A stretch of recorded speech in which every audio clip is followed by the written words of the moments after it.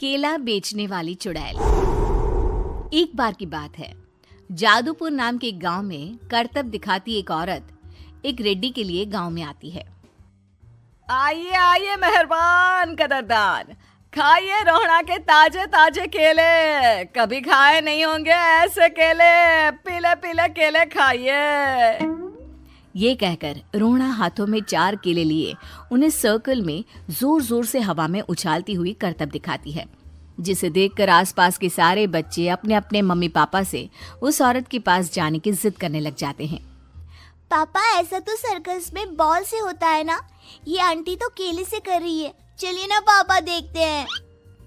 रोहड़ा एक पतली सी तार पर चलती हुई केलों से करतब दिखाती है। आते जाते सभी लोग बाहर रुककर उसके करतब देखते हैं और वाह वाही करते नहीं थकते। जैसे ही एक आदमी पास आकर उसे पैसे देने लग जाता है, तब वो कहती है, अरे नहीं नहीं साहब, मैं करतब तो बच्चों के मन को बहलाने के लिए करती हूँ। धंधा तो मेरा केले का है। पीछे देखो मेरी रिड्डी, जो भी मेरे केले खाएगा मेरी तरह चुस्त दुरुस्त और तंदुरुस्त हो जाएगा। पता चलता है क्या कि मेरी उम्र 55 की है। अरे पर ऐसे ठंड के मौसम में कोई केला क्यों खाएगा?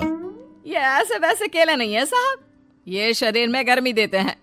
ठंड को दूर भगाए जो भी रोहिणा के केले खाए। पापा, अगर मुझे केले नहीं मिले तो मैं घर नहीं जाऊंगी। तभी उसके पापा कहते हैं कि बेटा, केले ठंड में कभी गर्मी नहीं देते। ये सब कहने की बातें हैं, सामान बेचने का तरीका है इनका। पर पिंकी नहीं मानती। मैं केले खाऊंगी। पिंकी की जिद के आगे नत्थू हार जाता है और उसे केले खरीद कर दे देता है। पिंकी खुश होकर केले घर ले आकर खाती है। अब मैं भी करतब करूंगी, कितना मजा आएगा। जादुई केले। पिंकी पहला केला खत्म भी नहीं करती कि वो बेहोश हो जाती है।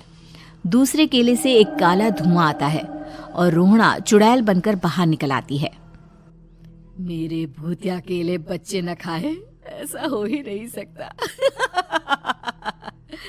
जादूपुर वालों, कब तक बचोगे? आ गई हूं मैं रोहड़ा, जिसका कोई नहीं कर सकता सामना। रोहड़ा पिंकी को गोद में उठाकर काले धुएं में कहीं गायब हो जाती है। शाम के वक्त नत्थू घर लौटता है और पिंकी को घर में ना पाकर उसकी माँ से कहता है, माँ पिंकी कहाँ है? अरे बेटा, उसे तो तू सुबह करतब दिखाने ले गया था ना, फिर कहाँ वापस आए तुम दोनों?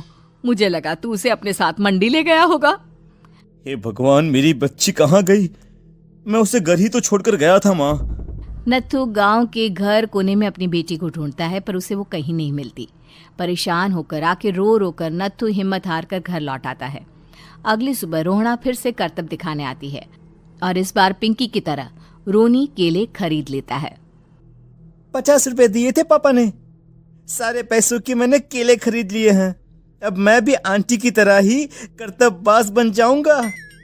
यही सोचते हुए रोनी केले खाता है और पहला अकेला केला आधा खत्म भी नहीं करता कि चुड़ैल उसके सामने आ जाती है। मेरे साथ चलने का समय आ गया है रोनी। ये तो बस शुरुआत है। अब इस गांव के सारे बच्चे धीरे धीरे मेरे कब्जे में होंगे, एक बच्चा भी नहीं बचेगा। ये कहकर रोनी को गोद में लेकर काले धुएं में अदृश्य हो जाती है। इसके बाद हर रोज गांव में से कोई ना कोई बच्चा गायब होता, पर ऐसा क्यों हो रहा है किसी को भी समझ में नहीं आ पा रहा था। रोज की तरह अपनी बेटी पिंकी की तलाश में नत्थू गांव के एक तालाब के पास बैठा रो रहा था। कहाँ गई मेरी पिंकी? शकुंतला के जाने के बाद एक वही तो मेरा सहारा थी। अरे उसकी आत्मा कोस रही होगी मुझे कि मैं अपनी बच्ची को संभाल भी नहीं पाया। नत्थू ये कहता हुआ रो ही रहा था कि तभी तालाब में से उसे शकुंतला की आवाज सुनाई देती है। कहाँ थी तुम शकुंतला? हमारी बच्ची और सारे गायब हुए बच्चे रोहड़ा के कब्जे में हैं। वो बच्चों को जो केले देती है उससे बच्चे बेहोश हो जाते हैं और उसके कब्जे में आ जाते हैं और वो उन्हें ले जाकर काली दुनिया में ले जाती है। पर वो ऐसा क्यों कर रही है?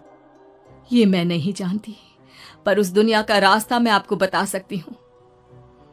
जहां ये नदी खत्म होती है वहां एक केले का पेड़ है, उसके नीचे एक दरवाजा है, वहीं से रास्ता जाता है उस दुनिया का। ये कहकर शकुंतला की आत्मा गायब हो जाती है। गांव के सभी लोग झुंड बनाकर उसी रास्ते से काली दुनिया में चले जाते हैं और वहां देखते हैं कि सारे बच्चे वहां काम कर रहे थे। पापा मुझे ले चलो यहाँ से। पापा पापा। सभी बच्चे अपने मम्मी पापा से लिपट जाते हैं। तो तुम लोग यहाँ तक आ गए? क्यों हमारे बच्चों को पकड़ लिया तूने? तुझे शिकार ही बनाना है तो ले, हम सब आ गए हैं, हमें खा ले। नहीं, मुझे बच्चे चाहिए। मेरे बच्चे के बदले तुम लोगों के बच्चे। क्या मतलब? मैं इसी गांव में रहने वाली एक औरत थी। केले की चोरी के इल्जाम में मेरे बेटे को गांव वालों ने इतना मारा कि वो मर गया। उसी दिन मैंने ठान लिया कि गांव वालों का भी वही हाल करूंगी। कुछ दिन बाद बेटे के चले जाने के दुख में मैं भी मर गई और मेरी भटकती आत्मा एक चुड़ैल बन गई। और फिर मैंने बदला लिया तुम सबके बच्चे छीनकर। बर्दाश्त नहीं कर पाए ना? सोचो मुझ पर क्या बीती होगी। हमें माफ कर दो रोना। पता नहीं ये किसकी गलती थी, पर हम सभी माफी मांगते हैं। हमारी खुशियां लौटा दो, तुम भी तो एक माँ हो। गांव वालों की बात सुनकर रोना का मन पिघल जाता है और वो बच्चों को छोड़ देती है। उसके बाद काली दुनिया बच्चों के लिए जादुई दुनिया बन जाती है। अब कोई भी कभी भी वहां आ जा सकता था।